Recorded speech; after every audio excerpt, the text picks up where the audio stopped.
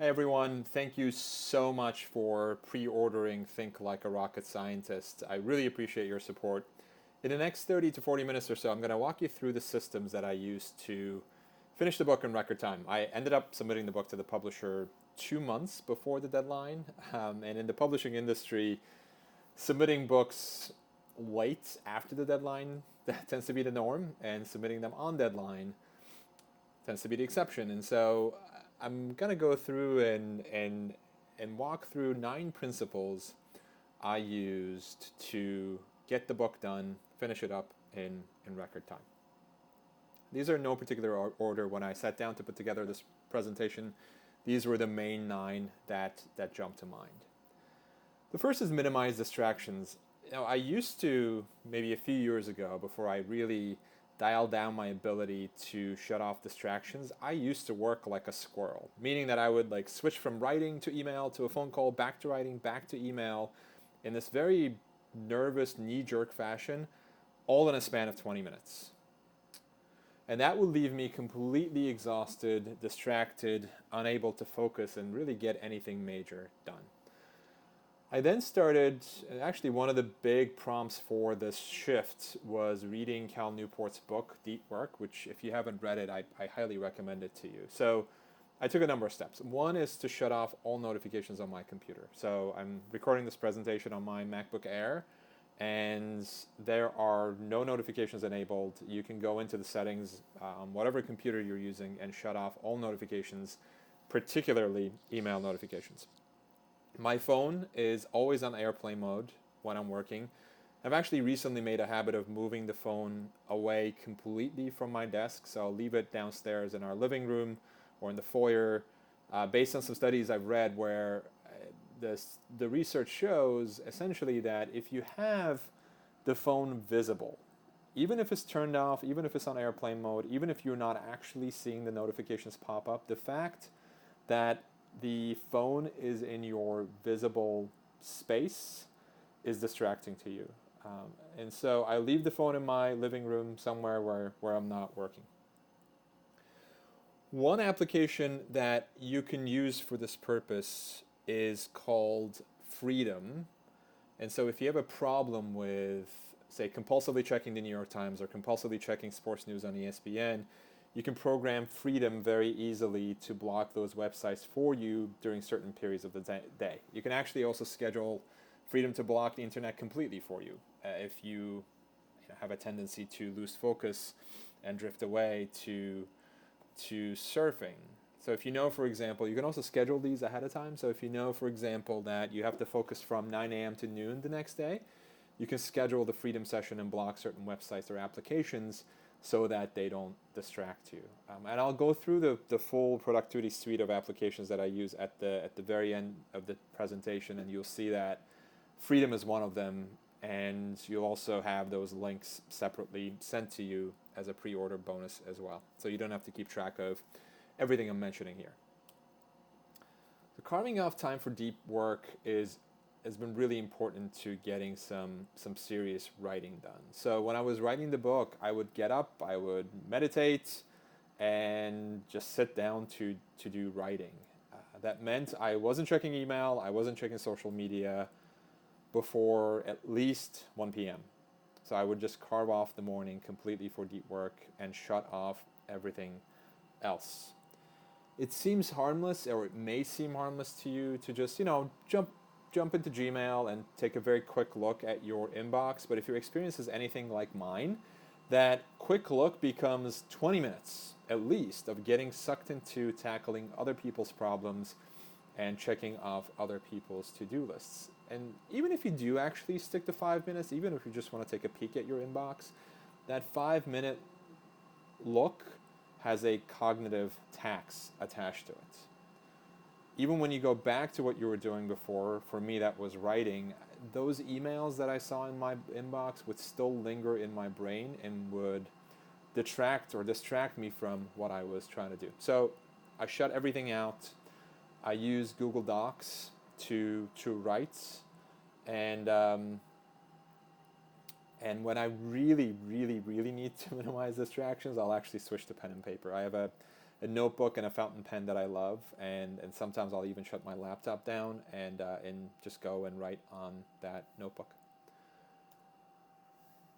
Strategy number 2 is batching. This is my secret to getting more done in less time. So if you take a look at the schedule here, the one on the left is what my schedule used to look like a few years ago. So all of the black blocks you're seeing there are distractions, and the gray blocks are time for high priority tasks. Ideally, we want your schedule to look like the columns in the middle or on the very right, where you're not constantly getting interrupted. So for example, instead of checking your email 30 times a day, which is what most people do, at least 30 times a day, where they check their email at 2:03 p.m. and again at 2:24 p.m. and again at 2:48 p.m., which ends up being a huge time suck, you dedicate, to the extent you can, and I was able to when I was writing the book, checking email, say, 3 times a day, and processing everything in mass, in a batch-like fashion, so that I could get a lot more done. The key here is that you'll get more done in one 90-minute chunk of time dedicated to a single task than you will in, say, 55-minute chunks spread across the day. And so I just dedicate some time 3 times a day or 4 times a day to checking email and just process everything in a batch format. The same philosophy, by the way, can be applied to other things as well. So like write down the phone calls that you need to make and make them all at once. As opposed to interrupting your day 10 times a day, just make all of your phone calls in the same hour, which is what I do, and I usually go for a walk as well, so I can get some exercise when I'm making phone calls. Where possible, schedule your meetings back to back so you're not interrupted when you're in deep work mode, focusing on writing a book or drafting a memo or putting together a presentation. The 3 Ds of email. I saw this somewhere. I actually don't remember who came up with this, so I don't have an attribution for you, but this is not my idea. I just adopted it to my benefit. Here are the 3 Ds. Deal with it, defer it, or delete it. Before I adopted this philosophy, I would sometimes look at the same email like 15 times before actually writing a response. And often we leave emails in our inbox because we're waiting to do something about them, or they require a more detailed response, or sometimes they require an uncomfortable conversation that we want to avoid. But the problem is that once you leave them there, more emails begin to come in, burying the important ones. So my goal when I do email is to stop treating it like a to-do list and only handle each email once. I'm not always successful at this, but this is what I strive for. So the moment I touch an email, I'm either going to deal with it, which means either reply to it myself or forward it to someone on my team who's better suited to replying to that particular email. I defer it. So if you use Gmail, there's a snooze function to defer to email to a better time to answer it. So I do this, all of my financial statements are paperless, so I'll get emails saying your credit card statement for the month is ready. And I dedicated Mondays to reviewing all of those financial statements. So instead of breaking up my day, say on a Thursday, to look at a financial statement, I'll just snooze that email for 12 p.m. on Monday. Excuse me. And that way I can review all of my financial statements at once, again, going back to the batching principle, as opposed to scattering it throughout the week and interrupting my workflow.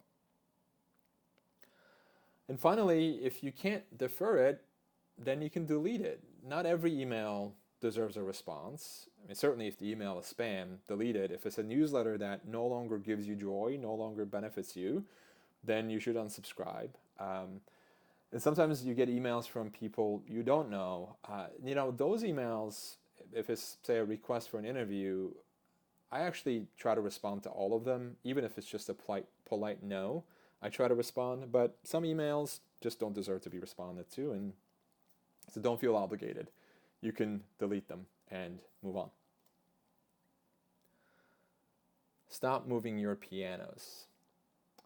This is a principle from Frank Sinatra. Frank Sinatra's tour schedule brought a new definition to the term crazy. Yet he managed to maintain his sanity and put out work that stood the test of time. And he had one simple trick. He did not move his own pianos. He just focused on his one unique ability, which was to sing songs. That's it. Everything else he left to other people. I mean, think about it. Could Frank Sinatra have become truly great if he were moving his own pianos, handling the lighting and staging, and hustling to sell concert tickets? Of course not, right? He focused on the essentials so he could bring out the best of himself. And in your world, too, you should try to stop moving your pianos and start to figure out the song that only you can play. Not only is moving pianos a waste of your time, but you'll find that you're a lousy piano mover. This is what happens to me. When I try to move my pianos, I end up breaking them. So think about it. What pianos are you moving in your life? What are you doing that you don't need to be doing? And I'm getting at delegation here, of course. Is there someone or a service that you can delegate a service to or a project to? Again, when I go through the productivity suite of applications that I use, you'll see one on the list is Instacart and Amazon Prime Now. Some people love grocery shopping. I am not one of those people. I really, really dislike grocery shopping. And so we have a subscription to Amazon Prime, and Amazon Prime Now delivers from grocery stores. And so you can simply pick what you want, add them to your cart, and they will deliver the groceries right to your door. So think about the administrative tasks in your life that you don't enjoy doing, and think about a service that might be able to handle it at low cost. Now, of course, if you actually enjoy grocery shopping, do not delegate it, right? You actually take pleasure from it. In my case, it's painful, not pleasurable, which is why I delegated. So you shouldn't be delegating things that you actually like, but to the extent that an administrative task is not enjoyable to you and it gets in the way of your unique abilities, then you should definitely consider delegation. I also use a virtual assistant, and again, it's called Magic. I'll go through the list of services that I would recommend at the end of the talk, and I couldn't be happier with them. They're available 24/7 to handle virtually anything. There is an important caveat here, though. Before you start delegating things to others, ask yourself whether you need to be doing them in the first place. I mean, most people I know hire a virtual assistant, for example, to manage their schedule, but they never question whether the meetings and phone calls that they're putting on their calendar need to happen in the first place. So here are some examples of tasks that I delegated to virtual assistants in the past, right? Design and print business cards. Design is not something I do well or I enjoy, and so I delegated that. I know nothing about SEO, the search engine optimization, if you don't know what that stands for. When I first launched my blog in 2016, I just didn't know what to do, and so I delegated that to virtual assistants. We have a rental unit that needed a kitchen installed, and the virtual assistants found a number of contractors to come and give us quotes, and they ended up installing a kitchen, which was great.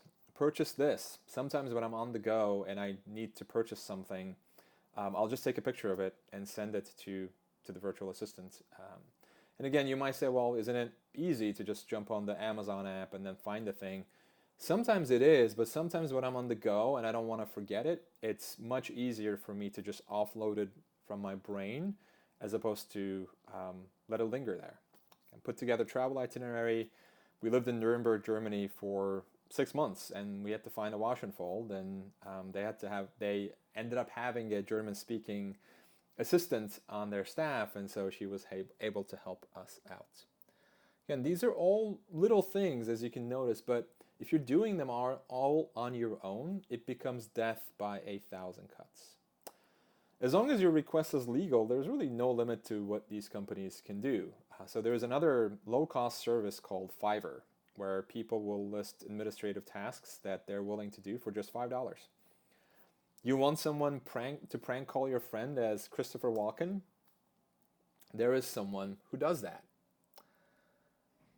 You want flyers distributed in Times Square? Done. Right? 50 flyers. and here it's $5, or and there's usually some advanced version that costs more than that. Okay.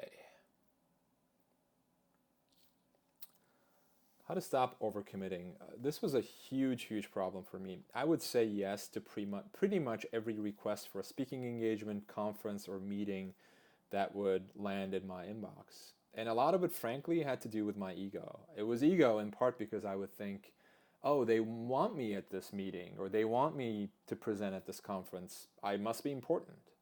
So then I could humble brag about how busy I was and how crammed my travel schedule is. But of course, that meant that if I committed to doing certain things, say 6 months from now, the future me, that 6 months from now is on, would end up hating the present me for committing himself to doing something that he doesn't want to do. And I'm sure you've experienced this yourself as well. It sounds like such a good idea in the moment, but when the time actually comes, you end up regretting signing up for whatever it is you signed up for. So now the question I ask myself is this: would I do this tomorrow? Right? If someone reaches out to me to schedule a phone call, to book me for a speaking engagement, would I do this tomorrow? And so this is a way of reducing the distance between the future you and the present you. It's so much easier to screw over your future self if it's going to be 6 months from right now. It almost feels like a different person. But if you have to do it tomorrow, then the immediacy or the effects, the consequences on yourself become far more acute, and you're able to make a far more rational decision as to whether you should say yes. Speaking of saying yes, say no more often too. For me, stopping overcommitting also meant exercising my no muscle. And this was really hard for me because I'm a recovering people pleaser, and I would say yes to a lot of things that I would then end up regretting. As I mentioned before, I tend to respond to almost every request that comes in my inbox, in part because I think, someone took the time to write to me, and that deserves a response. But I also want to get more comfortable with saying no to people because, again, of my inherent tendency to try to please other people. But the thing is, if I don't say no, then I end up hurting myself and filling up my schedule with things, particularly when I was writing the book, that don't involve writing. And so writing had to be my number one priority when I was writing the book. And so the way I would say no would be something like, thank you so much for your email. I'm flattered that you thought of me, but I'm currently taking a vacation from all speaking engagements. Or I would say, I'm in monk mode trying to finish a book. And I found that, much to my surprise, people really respect that. When you tell people that you're working on something or that you're taking a vacation from something, that the word vacation particularly triggers this automatic response of like, oh yeah, of course, I completely understand. Thank you so much for your response. And I wish them the best. And the other thing that you could do in saying no is to think of anybody else who might be a good fit. So for example, if you get an invitation for attending a conference to, say, speak there, and you don't want to do it yourself, think about who else in your network might be interested. Of course, reach out to that person first to see if they are truly interested, and if they are, you can reach out, respond back to the conference organizer and say, hey, look, I'm not able to make it, but here's this great person who would be an awesome fit for what you're looking for.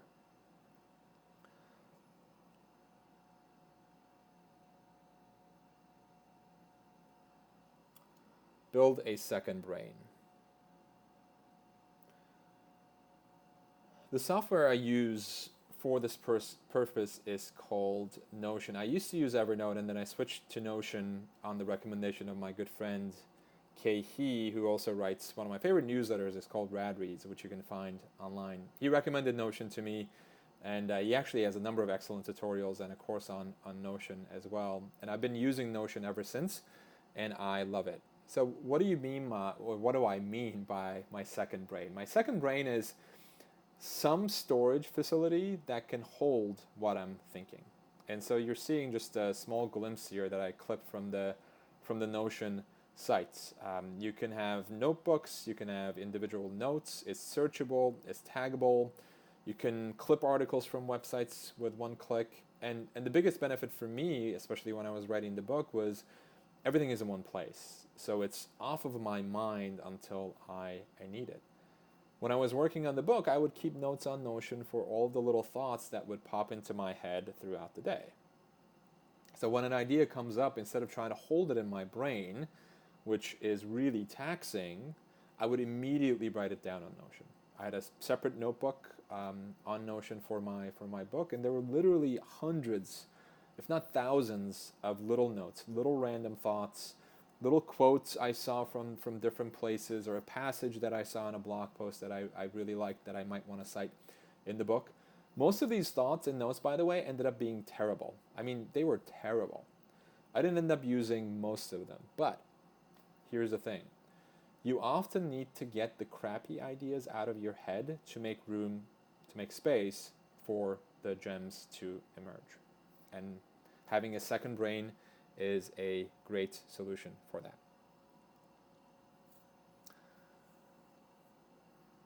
When I started writing the book, I was operating under the illusion that I would get motivated to write, and then I would sit down and write, right? So motivation followed by action. It turns out that that's not how things work. Robert McCann has this quote that I love. He says, "Action precedes motivation." Again, conventional wisdom suggests the exact opposite. We're first supposed to get motivated, inspired, right? And then take action. The reality, though, is much closer to McCann's description here. Motivation comes only after you sit your butt down and you start doing the work that you're supposed to do. I always find that starting is the hardest part. Once you get going, though, it's so much easier to keep going. Since the book is about rocket science, I think it's fair for me to rely on Sir Isaac Newton, but one of his laws of motion says objects at rest tend to stay at rest, and objects in motion tend to stay in motion. The same applies to human behavior as well. If you're simply resting and not doing anything, you're not going to get motivated. Once you get going, though, it's so much easier to keep going. Once you start painting that empty canvas, once you start writing that proposal, once you start pulling those levers, it's so much easier to keep going. So just start. Rig the game so you can win. This is an idea that I first heard from Tim Ferriss. My inclination a few years ago would have been to set really lofty goals. So I would say, for example, that I'm going to read 100 pages from this book in the next 2 hours. Or I'm going to write half of this chapter today. And of course, what happens is inevitably you don't end up meeting that really lofty goal, and then you end up feeling really crappy about yourself. And because the goal also seems so enormous, you don't even get started. And so the trick here is to lower the threshold for success. When I was writing this book, I would tell myself, in some mornings writing came easy, on other mornings it did not. It was hard to get started. And so I would get up, meditate, sit down to start writing, and on the days when writing felt hard, I would just tell myself, you know what, just write for 5 minutes. Or just write one paragraph on one section. That's it. And if you do that, that counts as a win. And that would allow me to then think like, okay, yeah, I can, even though I don't really feel like writing this morning, I can do one paragraph, or I can do 2 paragraphs, or I can do 5 minutes of anything. Inevitably, what would happen is I would sit down, and then I'd write that one paragraph I didn't want to write, but once I wrote it, seeing progress meant that I would build momentum. Once the first paragraph was out of my system, the second would come, and then the third, and then the fourth, and then it would get fun.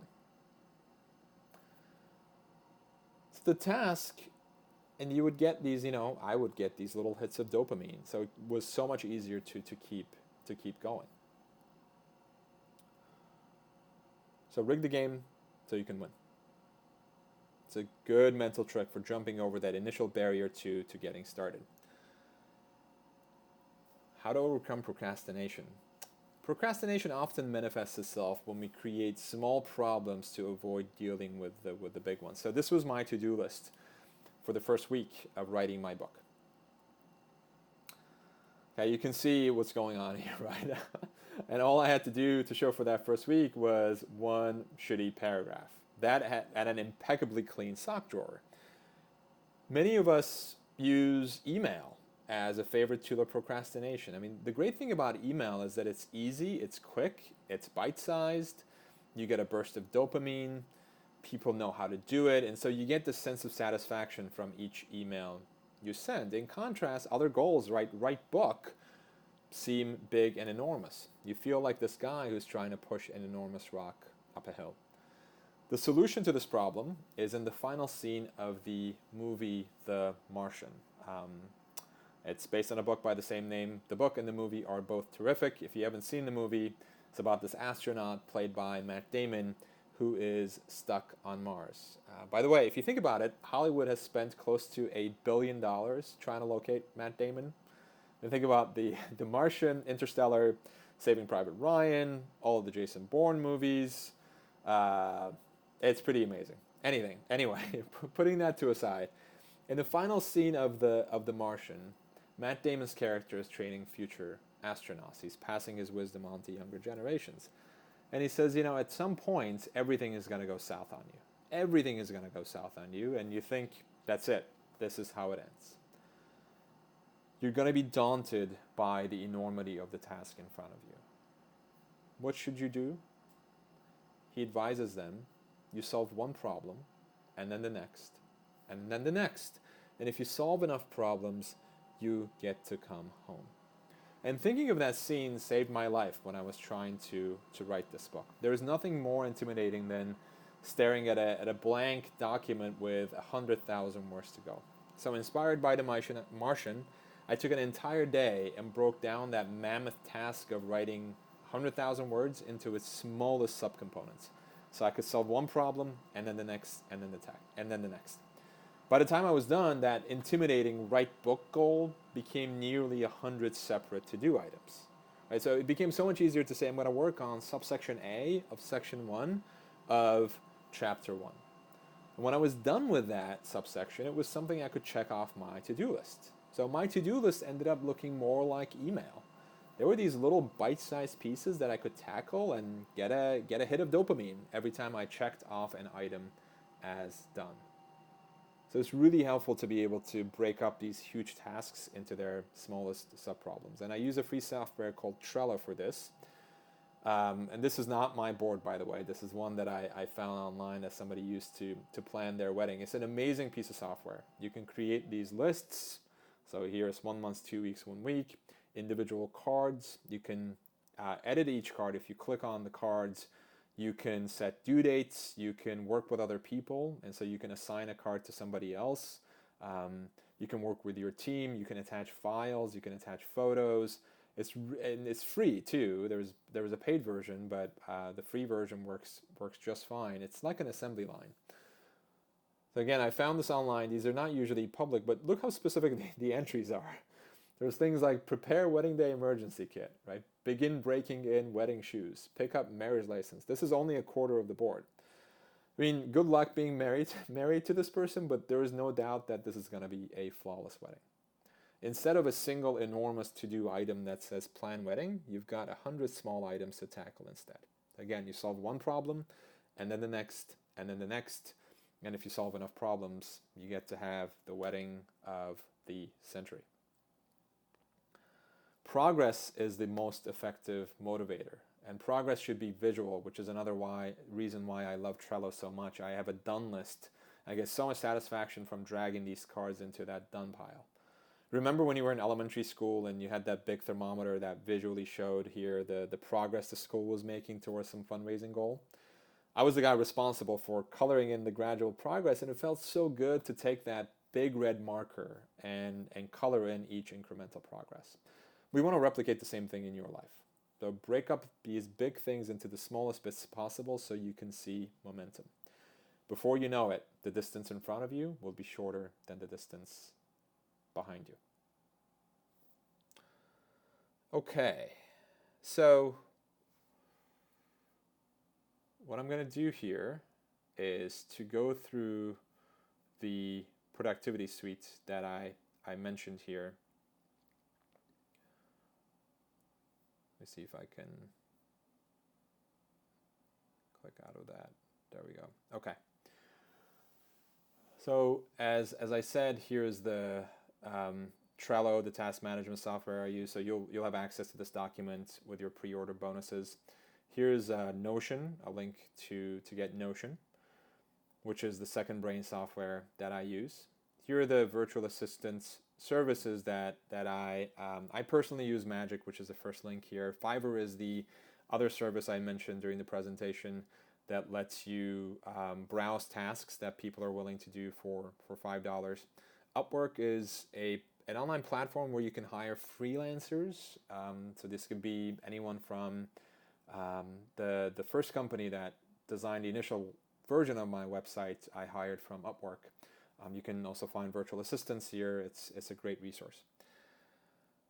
Read it later apps. So this is a great way for me to minimize distractions. Often, I'll be browsing the internet and there'll be an article that I want to read, or I'll get a newsletter with some article recommendations. I could read those articles right away, but instead of doing that, I will save it to this Read It Later app called Instapaper. And the great thing about it is, sometimes an article will seem so interesting and so important and so urgent at the moment. But when I save it to this Read It Later app, a week later when I take a look at what I have, it will lose its importance, or it won't be as interesting to me anymore. It's just a way for me to postpone getting down into a rabbit hole that's not necessarily going to benefit me. So instead of reading something or having to read something in that moment when it might be more beneficial for you to focus on something else, this is a good way to minimize that distraction. Communications, I use Zoom to do video calls with my team as well as the members of the Inner Circle, which is my membership program. We do video calls every month, and I give feedback to the members on whatever they might be struggling with. If you're interested in finding more about that, you can head over to my website, ozanbarol.com/membership. And then Cloud App is a great screen recorder. It's also great for quickly capturing photographs and emailing it to people. Security and password sharing, I use 1Password to securely share passwords with my wife as well as the members of my team. Same thing with credit card information and whatnot. It's a really great piece of software. Retaining what I read. If you pre-order the book, which you did, if you're watching this video, you'll have the ability to get a 30-day free membership to Helio's Next Big Idea Club, where the curators of the club have created these online courses, and the online courses are by the authors of the books themselves, which is amazing. And each online course is 22 minutes or less. I'll go and watch the videos for the books I actually already read. I find that I take notes and then I copy those notes into Notion when I'm done writing a book, but it's really great to be able to then go back and hear some of the key concepts from the authors themselves. It's also a good way of determining whether or not I want to read a book too. If the author has an online course there, I'll sometimes just jump over and watch the introduction to see if it looks interesting, and if it does, I'll pick up the book. Handyman services. So TaskRabbit is what I use for this, for any sort of handiwork like furniture installation, assembly, moving, etc. You can find qualified taskers, as they call them, on TaskRabbit. Each of these, by the way, are clickable links. Grocery shopping, as I mentioned, there are two services I use here, Amazon Prime Now and Instacart. Minimizing distractions, I mentioned Freedom, which is the second link here, and then I'm not on Facebook anymore, but when I was on Facebook, I was using this Chrome extension called the Newsfeed Eradicator. If you log on to Facebook and that is enabled, you don't see your newsfeed. So you can still go to your profile, you can still check your notifications, but it prevents you from getting sucked into the vortex that is the Facebook newsfeed. And then finally, for writing, I use Google Docs. I don't use Word. Word really stresses me out because I'm just afraid that it's going to crash at any point and then I'm going to lose a bunch of stuff. Google Docs saves your files in real time as you're writing it. And then the other great thing is you can work on the same document as other people simultaneously. So, and that was great for me when I was writing the book because I had a research assistant helping me out with some research tasks. I could tag her, for a particular sentence and say, "Hi, I need some support for what I'm saying here," and she could go in and edit the document at the same time that I was writing it without creating any conflicting versions. So I love Google Docs and I use it on a daily basis.